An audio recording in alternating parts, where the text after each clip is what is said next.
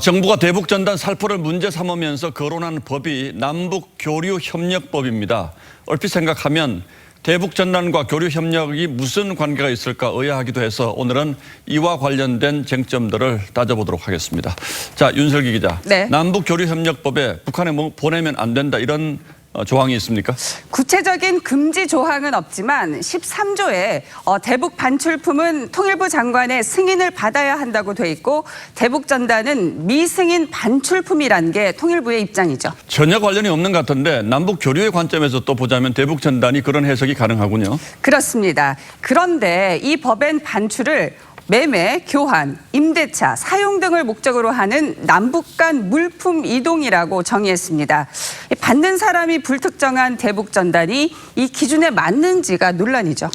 자, 그런데 이번 대북 전단이 논란이 된 그 발단이 바로 김여정 부부장의 담화문 아니었겠습니까? 일주일 전인데 그때는 이 얘기 안 했잖아요, 정부가. 네, 지난 4일 이 통일부 관계자는 교류협력법을 통한 전단 규제는 안 맞는다고 판단한다고 했습니다. 하지만 어제부터 교류협력법 위반이란 입장이죠. 사정 변경이 있었다며 그 근거로 2년 전 판문점 선언과 4년 전 대법원 판결 등을 그 근거로 들었습니다. 판문점 선언과 대법원 판결에 이 대북 전단 관련해서 어떤 내용들이 들어있습니까? 네, 이 군사분계선 일대에서 전단 살포를 중지한다고 2년 전 남북 정상이 선언을 했었고요. 대법원은 2016년 이 국가가 대북 전단 살포를 제지할 수 있다고 했습니다.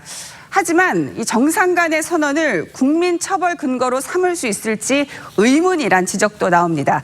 또 대법원 판결에 정부와 다른 해석도 있는데요. 들어보실까요? 예.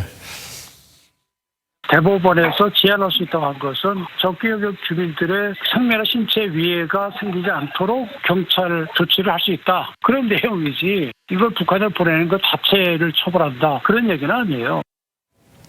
자, 그런데 정부가 이 대북 전단 규제하는 새로운 입법을 준비하고 있다고 하는데 교류협력법으로 규제가 가능하다면 새로운 입법이 뭐가 필요합니까? 그래도 여당에선 대북 전단 살포에 최고 7년형까지 처하는 등 여러 법안이 발의된 상태죠. 통일부는 아동 청소년 성매매처럼 사안이 중대하면 추가 법 제정이 가능하다는 입장입니다. 하지만 당내에선 조금 다른 목소리도 있습니다. 예. 아니 종이떼기 몇 개 날아간다고 북한 체제가 흔들리는 모양이구나. 종이 몇 장 날아가서 체제가 흔들리면 그 체제를 반성하셔야 되고 오히려 내부를 들여다봐야 되고. 예, 뭐 정부 여당이 당장 급하다고 이런저런 논리 해석 법안 끌어다 붙이는 것 같은데 이러다 또 스텝 꼬이는 건 아닌지 모르겠군요. 예, 윤설기 기자 잘 들었습니다. 네.